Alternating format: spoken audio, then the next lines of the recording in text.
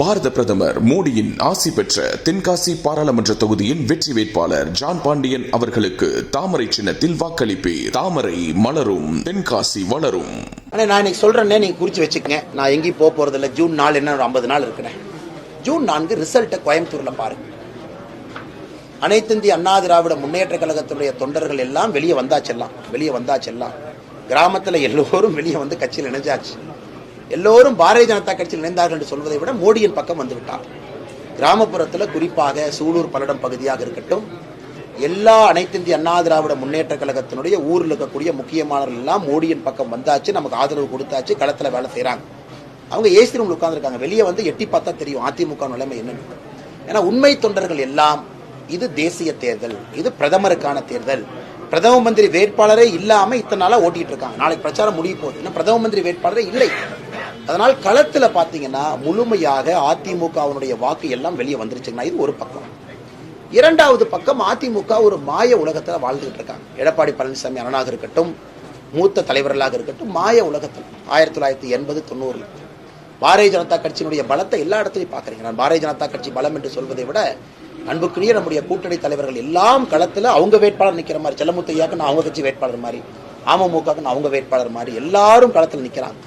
அதனால் என்ன காட்டுகிறாங்க, ஒரு கிராமம், ஒரு நகரம், எல்லா இடத்துலையும் பாருங்க பாரதிய ஜனதா கட்சி நடுநிலை வாக்கு தீர்மானிக்குங்கண்ணா. கட்சி வாக்கு இம்பார்ட்டன்ட் தான், கட்சி முக்கியம் தான். நடுநிலை வாக்காளர்கள் எந்த பக்கம் போறாங்க? இன்னைக்கு நடுநிலை வாக்காளர்கள்லாம் 100% பாரதிய ஜனதா கட்சியின் பக்கம், மோடி ஐயாவின் பக்கம் வந்துட்டாங்க. அதிகமாக அதை பத்தி நான் பேசுறதை விட, நான் ஒன்று பேசி அவங்க ஒன்று பேசி நான் ஒன்று பேசுறதை விட நாங்கள் தெளிவாக இருக்கின்றோம் மக்கள் யாரு பக்கம் இருக்கிறாங்கன்னு. ஜூன் 4 ரிசல்ட் பார்த்தா இங்க தான் இருக்க போறேன். நீங்க கேள்வி கேட்கத்தானே போறீங்க. இத்தனை நாள நான் பேசுனதுக்கெல்லாம் பதில் சொல்லித்தான் ஆகணும். ஜூன் 4 நீங்க பாருங்க, கள நிலவரம் எப்படி இருக்குன்னு பாருங்க. மிகப்பெரிய வெற்றி பாரதிய ஜனதா கட்சி, தேசிய ஜனநாயக கூட்டணி கிடைக்கும். ஆனா நான் இன்னைக்கு சொல்றேன்னே நீங்க குறிச்சு வச்சுக்கங்க. நான் எங்கேயும் போக போறது இல்லை. ஜூன் 4 என்ன 50 நாள் இருக்கிறேன். ஜூன் 4 ரிசல்ட்டை கோயம்புத்தூர்ல பாருங்க. அனைத்து இந்திய அண்ணா திராவிட முன்னேற்ற கழகத்துடைய தொண்டர்கள் எல்லாம் வெளியே வந்தாச்செல்லாம் கிராமத்துல எல்லோரும் வெளியே வந்து கட்சியில் இணைஞ்சாச்சு. எல்லோரும் பாரதிய ஜனதா கட்சியில் இணைந்தார்கள் என்று சொல்வதை விட மோடியின் பக்கம் வந்து விட்டார்.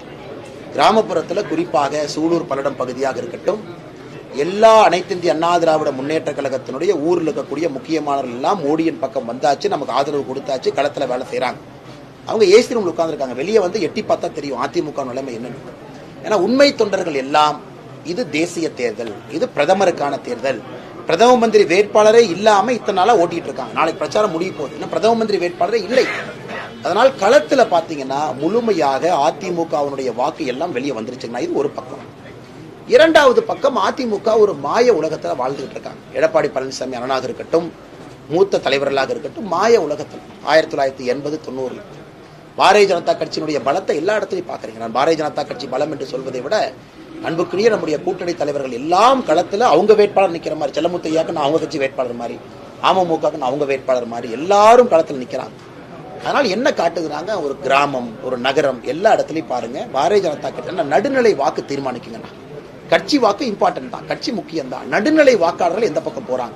இன்னைக்கு நடுநிலை வாக்காளர்கள்லாம் 100% பாரதிய ஜனதா கட்சியின் பக்கம், மோடி ஐயாவின் பக்கம் வந்துட்டாங்க. அதிகமாக அதை பத்தி நான் பேசுறதை விட, நான் ஒன்று பேசி அவங்க ஒன்று பேசி நான் ஒன்று பேசுறதை விட நாங்கள் தெளிவாக இருக்கின்றோம் மக்கள் யாரு பக்கம் இருக்கிறாங்கன்னு.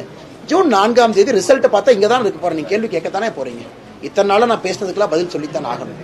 ஜூன் 4 நீங்க பாருங்க, கள நிலவரம் எப்படி இருக்குன்னு பாருங்க. மிகப்பெரிய வெற்றி பாரதிய ஜனதா கட்சி, தேசிய ஜனநாயக கூட்டணி கிடைக்கும். 10 ரூபாயோ 10,000 டிஜிட்டல் பேமெண்ட் டெக்னாலஜி மூலம் பேமெண்ட் உடனே கிரெடிட் ஆயிடுது. இந்த பேமெண்ட் டெக்னாலஜியை பார்த்து உலகமே வியக்குது. இந்த மாதிரி புதுமைகள் நம்ம நாட்டுல அடிக்கடி நடக்கும். இதுதான் மோடியின் கேரண்டி. நாட்டையே டிஜிட்டல் மயமாக்கிட்டாரு. அதனால என் மனசுல ஸ்கேன் பண்ணிட்டேன். என்னுடைய ஓட்டு மோதிக்கே. மீண்டும் வேண்டும் மோடி அரசு. இதுவே என்னுடைய கேரண்டி. தாமரைக்கு வாக்களியுங்கள். பாஜகவை வெற்றி பெறச் செய்யுங்கள்.